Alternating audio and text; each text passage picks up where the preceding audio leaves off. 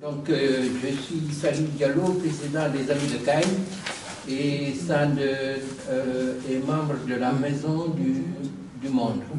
Alors, c'est dans le cadre du mois des Trois Mondes qu'est organisée cette conférence qui parle de l'Afrique équatoriale et de la forêt équatoriale qu'on a intitulée la forêt équatoriale, le deuxième poumon du monde. Pourquoi le deuxième poumon? Parce que c'est la deuxième forêt la plus grande au monde après la forêt amazonienne. Et je parle de forêt équatoriale. Et vous savez que les forêts sont menacées, particulièrement les deux grandes forêts, que sont la forêt équatoriale et la forêt amazonienne. On a plus l'habitude de parler de l'Amazonie que de parler de la forêt équatoriale africaine. Pourtant, c'est l'une des forêts les plus importantes par d'abord les populations qui vivent autour de ces forêts ou dans ces forêts. On estime à peu près à 250 millions d'habitants qui vivent de ces forêts. Bon, alors qu'est-ce qu'on trouve dans ces forêts équatoriales?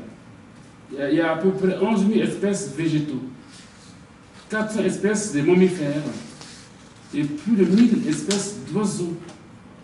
Il y a des reptiles, à peu près 400, puis 200 espèces d'amphibiens. Et dans ces forêts-là, c'est des forêts où ceux qui font la médecine peuvent trouver des essences pour faire des produits pharmaceutiques. Et ces forêts-là, on les trouve soit en Amazonie, parce que là-bas aussi, il y a l'Équateur, et aussi en Afrique centrale. Voilà à peu près ce que constitue la forêt équatoriale. Quand on parle aujourd'hui du bassin, le bassin du Congo, ce bassin, il couvre à peu près 4 millions de kilomètres carrés. Parce que dans ce bassin, il passe un grand fleuve. Et ce fleuve, qu'on appelle le fleuve Congo, il y a beaucoup d'affluents qui arrivent. Or, le bassin Congo aujourd'hui, il comporte à peu près 9 pays. J'ai cité les 6 pays qui sont concernés par la forêt équatoriale.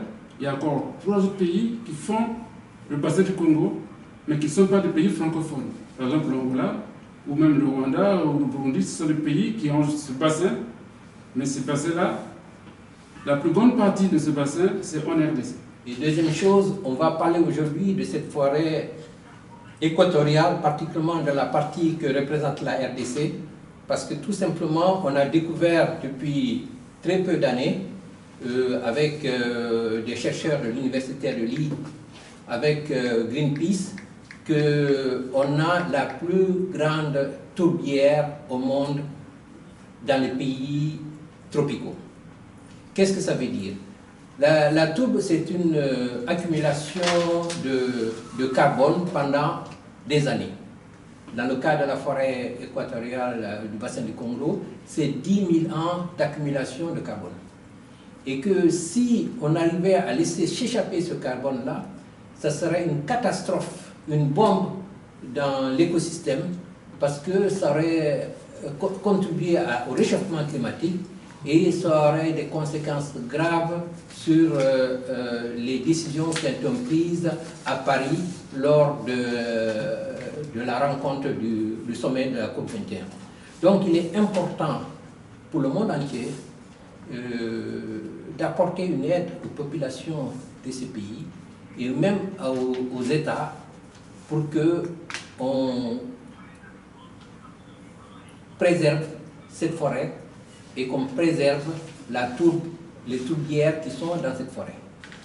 On estime qu'il y a 30 milliards de mètres cubes de CO2 qui sont emmagasinés dans les forêts, dans la forêt équatoriale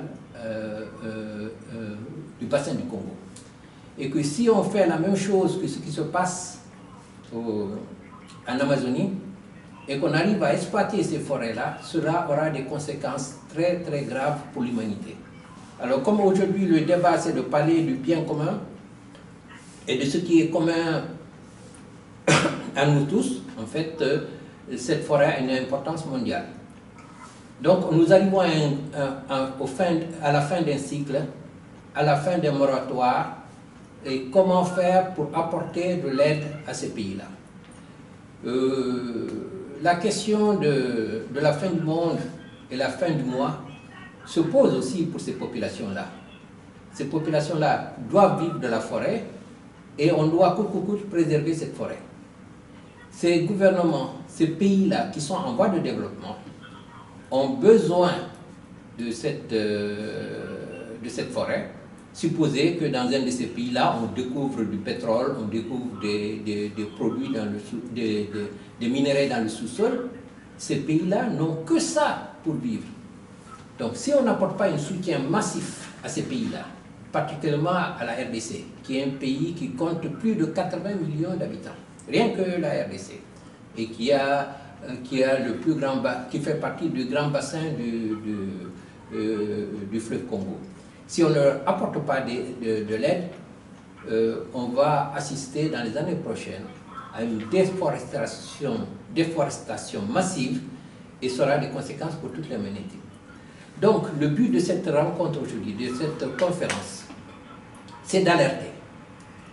Nous ne pouvons pas attendre la fin du Covid pour en parler, parce que nous estimons que depuis plus d'une année où on pouvait en parler et qu'on est dans une situation d'urgence, il fallait qu'on en parle. Donc nous avons décidé de faire cette conférence en vidéo, en distanciel, avec quelques participants. Dans l'idée, c'est de vous alerter dès maintenant sur cette situation dans la forêt équatoriale, dans le bassin du Congo. Alors, qu'est-ce qu'il faut faire? Il faut alerter. Il faut que ce soit une priorité. Pour deux raisons. La première raison, c'est parce que nous, ici, en tant que dans un pays francophone, nous avons plus d'opportunités de pouvoir intervenir dans ce pays. Parce que parmi les 6 pays qui entourent le bassin du Congo, 5 sont des pays francophones. Et ça représente 150 millions d'habitants francophones qui vivent dans cet espace-là. Donc il est important qu'au niveau de la francophonie, que les pays qui sont francophones, que ce soit la France, que ce soit la Belgique, que ces pays-là prennent en compte cette question-là. Il est plus facile pour nous de voir ce qui se passe du côté de Kinshasa que de voir ce qui se passe au niveau du Brésil. Pourquoi? Parce que nous sommes des pays en voie de développement. Nous ne pouvons plus nous permettre certaines restrictions. Nous ne pouvons plus nous permettre d'organiser un moratoire sur nos propres ressources sans qu'on ait une aide extérieure de l'Union européenne ou des Nations Unies. Donc, nous alertons sur cette situation qui est très mal connue. Chaque fois que j'en parle, les gens parlent plus de l'Amazonie. Effectivement, en Amazonie, on est en train de faire des déforestations immenses pour remplacer par des champs, remplacer par l'élevage et cultiver du soja. Ce soja qui est consommé massivement par l'Union européenne. Massivement. Cette viande qui est consommée massivement par l'Union européenne et par le reste du monde. Et ce n'est pas le cas de l'Afrique centrale. Ce sont des pays en sous-développement, on n'a pas les moyens. Pour donner un chiffre, malgré les richesses que la RDC a dans son sous-sol, la RDC fait partie des 50 pays les moins riches, les moins avancés sur la planète. C'est le cas du Congo et des autres pays. Malgré leur sous-sol très riche, ces pays sont pauvres. C'est pour ça qu'il faut les apporter une aide. Donc, cette rencontre aujourd'hui, comme je le dis, c'est vraiment pour en parler. Quand on sortira de la période de confinement, nous espérons faire une rencontre en présentiel. On va organiser une réunion en présentiel et on va inviter aussi des scientifiques qui nous ont dit être intéressés par cette réunion pour en parler. Mais pour le moment, à notre niveau, nous voulons alerter sur ce danger pour l'humanité, ce danger pour l'être humain, que de laisser dévaster la forêt équatoriale africaine. C'est urgent. Donc, après cette rencontre, nous allons organiser d'autres manifestations. Nous envisageons même de faire une pétition pour en parler, pour informer les pouvoirs publics sur cette question, informer la population, informer les décideurs, que ce soit l'Union européenne, que ce soit la France, que ce soit l'organisation de la francophonie, tous ces pays-là qui peuvent apporter un soutien à l'Afrique. Et surtout, nous voulons intéresser les citoyens français, les citoyens du monde, qui ont une importance dans la lutte contre la déforestation, en dénonçant ceux qui exploitent les forêts d'une manière abusive, mais aussi en apportant de l'aide aux populations autochtones qui vivent dans le bassin du Congo, qui vivent de cette forêt, et au gouvernement de ces pays qui s'engagent. J'ai un exemple, c'est que tout récemment au Cameroun, on a empêché la déforestation d'une zone par les ONG qui se sont mobilisées. Voilà. Il faut aller dans ce sens-là, mais ça marche qu'avec deux pieds.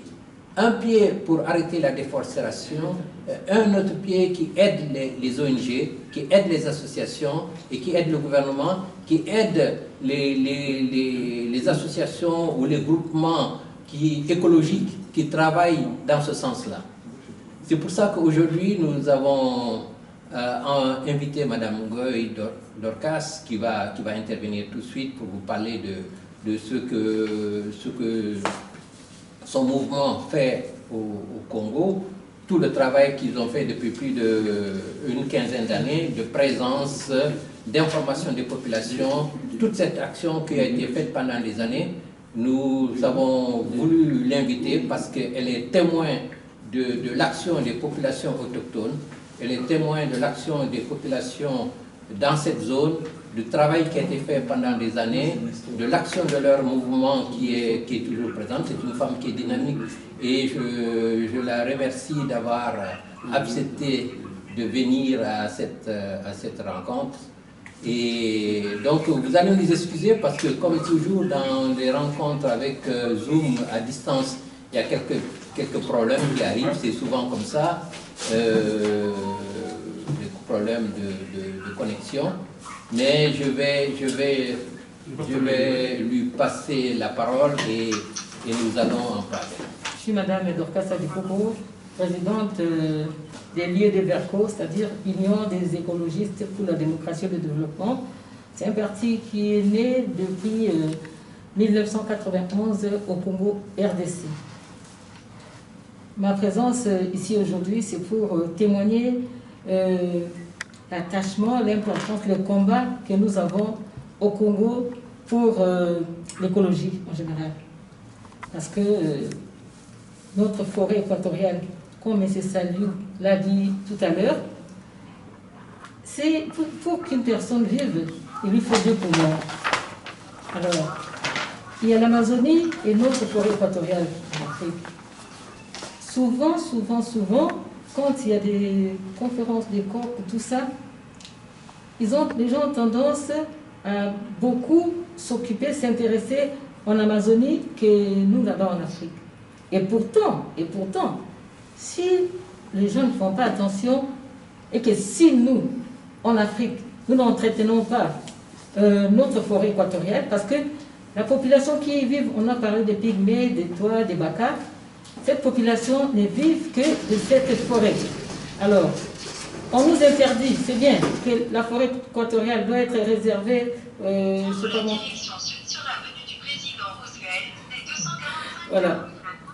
On nous dit de préserver la nature, de ne pas couper tout ça, de reboiser. Mais si on ne coupe pas, si on ne reboise pas, et si on ne fait rien, on ne nous donne rien, on ne pourra pas le faire parce que comment la population va vivre? Cette population vit des cueillettes, de la chasse, des arbres qui sont là, qui sont aussi la nourriture dans la forêt. Alors, on aimerait bien que la communauté européenne, les pays francophones, s'attellent un peu à ce qui est de la francophonie des pays francophones. Il y a 9 pays dans le bassin. 5, c'est des pays francophones. Mais ces pays francophones, c'est comme si les pays européens, l'Union européenne, tout ça ne s'occupe pas trop bien de nous. Il faut vraiment qu'il y ait qu'une attention particulière soit vraiment mise dans la forêt équatoriale pour que nous, en échange, puissions préserver, garder. Depuis 1991 que ce parti existe, nous avons fait beaucoup de choses. Passer de porte à porte, parler à la population, leur expliquer, dire le pourquoi de ne pas couper des arbres comme des fous et reboiser. On a demandé à ce qu'un arbre coupé, il faut reboiser, il faut planter 2 arbres en échange. Mais pour faire tous les pays, c'est compliqué. Il n'y a pas de subvention. Comment on va faire pour faire tout notre pays qui a comme superficie 2 345 000 km²? C'est compliqué. C'est pourquoi nous demandons l'aide de l'Union européenne pour vraiment venir auprès de nous, les pays francophones, mettre la main dans la pâte pour que les instances supérieures de nos pays puissent aussi nous entendre. Mais je crois que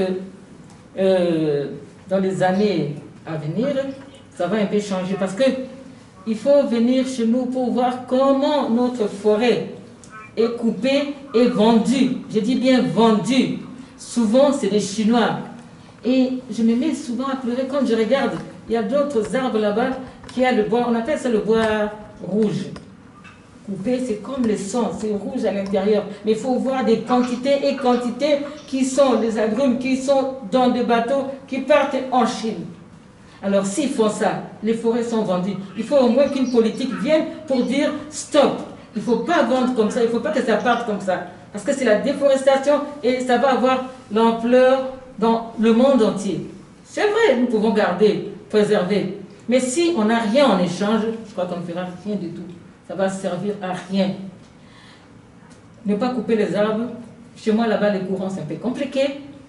Nous faisons à manger avec le bois. Et les gens s'attellent à couper les bois en désordre. On peut bien leur dire, non, coupez pas les bois. Mais en échange, on a quoi? Si on échange les pays, l'Union européenne, les pays francophones, la France surtout, si on échange, ils venaient là-bas pour nous alimenter en gaz, c'est pas ça qui manque chez nous. Hein. Nous avons dans le lac Albert, vraiment le gaz à gogo, mais qui n'est pas exploité. En échange, c'est des côtés rwandais, parce qu'on partage ce lac avec eux qui exploitent le gaz. Alors, s'ils venaient là-bas, nous donner un coup de main pour faire en sorte que le gaz soit distribué, dispatché partout dans le pays, je crois qu'on ne va pas toucher les arbres. Les arbres ne vont pas être coupés. Et s'ils venaient aussi nous donner des moyens pour faire tout ce que nous pouvons pour que les gens prennent conscience, sachent que la forêt équatoriale, c'est primordial, c'est très important pour le monde entier, car les pays industrialisés, ils polluent le monde, ils polluent tout, et puis ils nous demandent de garder notre forêt, mais en échange de quoi? Raison pour laquelle ce genre de conférences sont très importantes, et il faudra aussi qu'on nous écoute pour que, dans les années à venir, qu'on ne puisse pas parler de ces choses. Le monde est pollué, et c'est nous qui allons garder. On demande à la population qui y vit de ne plus couper les arbres, les plantes et tout ça. Et en plus, médicalement parlant, les pharmacies, les produits pharmaceutiques que nous avons viennent souvent des plantes, des racines, des écorces qui sont prises dans les forêts équatoriales. Et si nous ne préservons pas ça, c'est fini. Les insectes, les bêtes que nous mangeons et tout, si on coupe en désordre, il n'y aura plus de biodiversité. Parce que les arbres où les oiseaux font leur nid, tout ça, il n'y aura plus de nid, il n'y aura plus ces oiseaux. Et voilà comment le monde va partir en peu de temps. Vraiment, vraiment, vraiment que cette conférence soit vraiment prise au sérieux et que beaucoup de gens en parlent pour que les années à venir, nous ne puissions plus parler de ça, parlons autre chose. C'est ce que j'avais à demander. Chez moi là-bas, en RDC, on montre aux gens planter des arbres. Comme M. Sylvie l'a dit tout à l'heure, notre sous-sol est riche, riche. On n'a pas besoin d'engrais pour que les plantes, les aliments sortent. Mais si nous ne protégeons pas ça, si nous ne gardons pas ça, si nous ne préservons pas ça, si nous ne pouvons pas passer partout dans notre pays pour expliquer aux gens, je crois que ça va être un problème. Bref, nous avons le même souci pour la protection de la forêt équatoriale avec les 6 pays qui se partagent cette forêt équatoriale. En plus, comme on a dit tout à l'heure, le Congo, lui, a 2 tiers de cette forêt qui mesure, je crois, 1 750 000 km².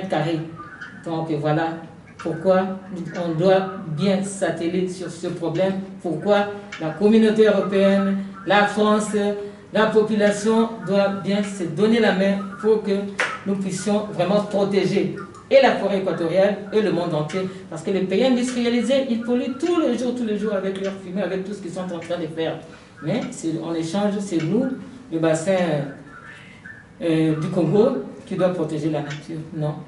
Donc ça doit changer cette histoire. Voilà ce que j'avais à dire. Voilà. Je vais passer la parole à Mme Dorcas qui va faire une conclusion en lingala. Voilà. Et puis, voilà. Oh, merci Bandeko. Nazali na Esengo pour la conférence dans la maison du monde. Là on est vrai pour la écologie, la forêt équatoriale. Forêt équatoriale les aliments. Forêt équatoriale les aliments samba munene penza. O ezali pour englober le pays Motoba ya Afrique. Ezali bon tozana Cameroun, Yaoundé, tozana Libreville, na Gabon, tozana République du Congo, tozana République démocratique du Congo, tozana Bangui et je pense que 6 pays écoquis. Bangui, République centrafricaine, tozana RDC, République démocratique du Congo, tozana République du Congo, tozana Cameroun, tozana Gabon. Et voilà, 6 pays, Oyo, ils ont pour ça la forêt équatoriale, Nabiso et Kabouane place.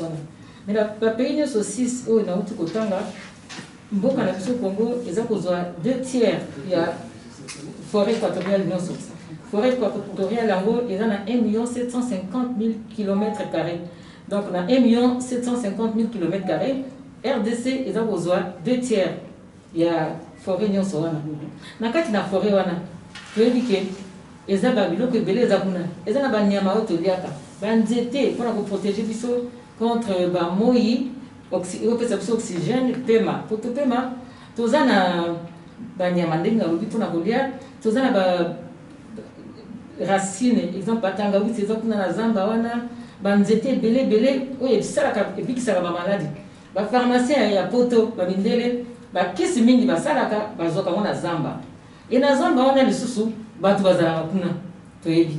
Banane bazar kuna, tobenga en général ba pygmée. Et là ba pygmée on a, ils ont bateau belé, ba toa bazar kuna, ba baka bazar kuna, ba pygmée na lobby. Donc bazar na kati ya Zamba wana. Sikoyo, na mokilita toza sikoyo, pollution et quoti moyenté, réchauffement climatique moyenté. Liboso ndenge tozaka na Congo, tozaka komona ke tozaki na saison sèche et langa na saison en boula. Mais c'est comme à Cambodge, c'est quota peut-être désordre. Et ben la sous-sauter pourquoi? Parce que Amazonie, kuna pe bango bazali na zamba munene. Bango ya bango zamba basi si bakati banzete nyoso bateki. Bateki banzete eza su munene te. Bango koluka sikoyo bakona bilanga tout ça. Eza su ndenge ya libosote. Mais na Amazonie, na biso forêt équatoriale tozalaki kaka na niveau moko bakoleleki batango eleki bavula eleki.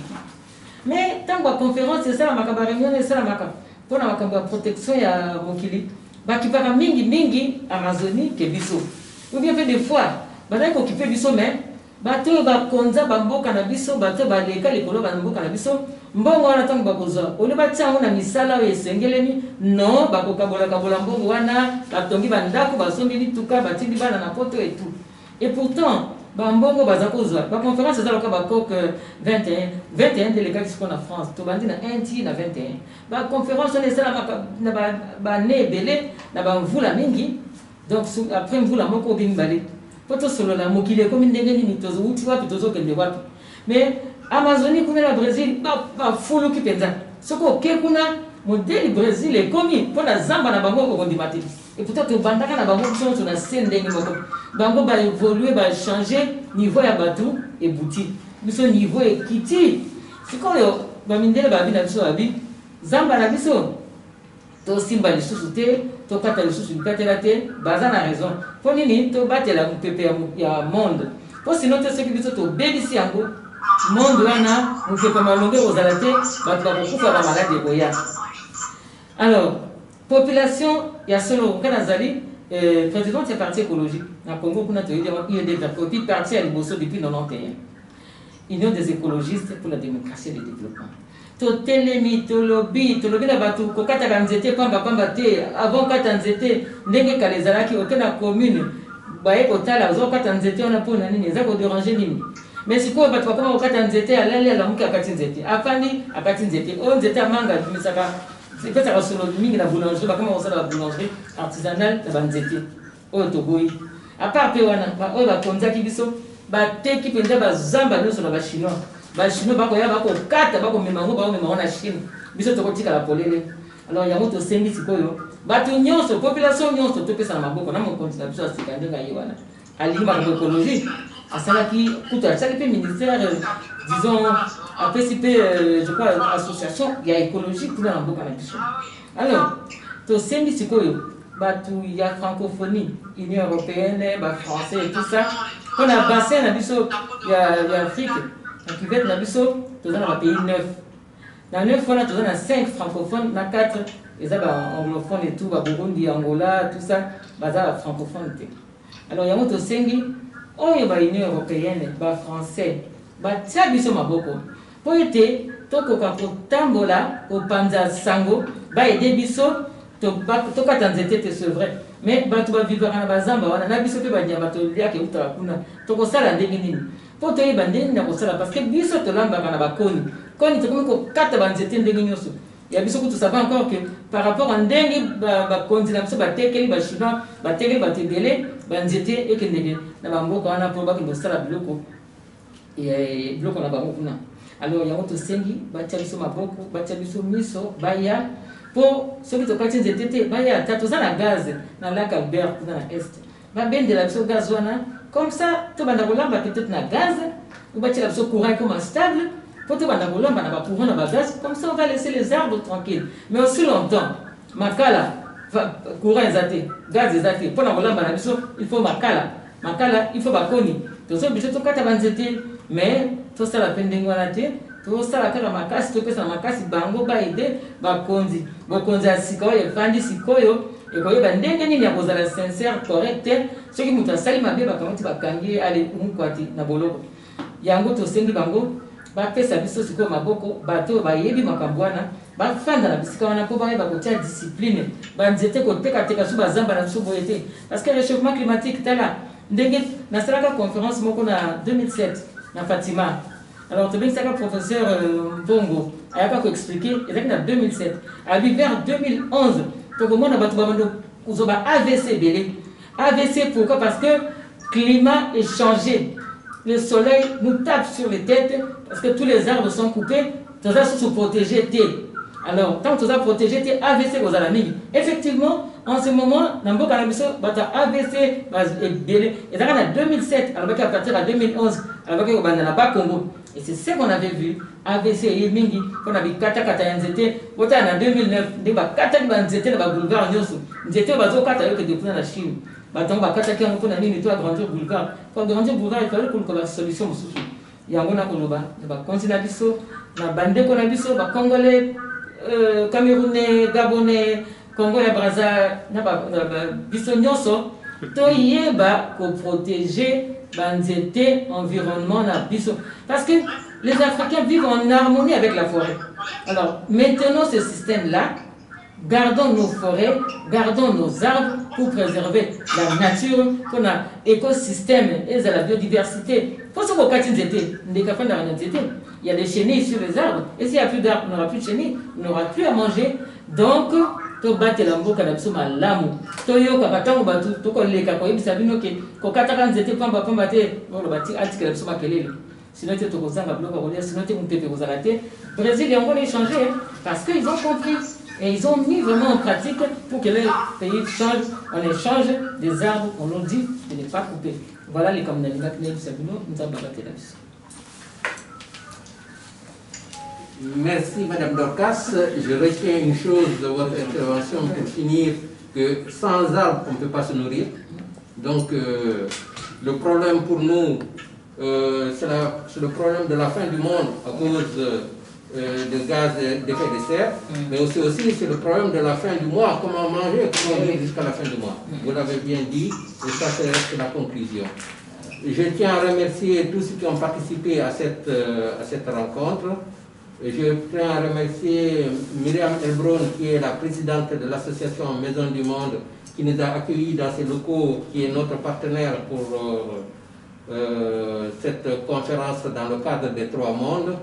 Et nous vous demandons de participer à cet effort citoyen que nous demandons à tous.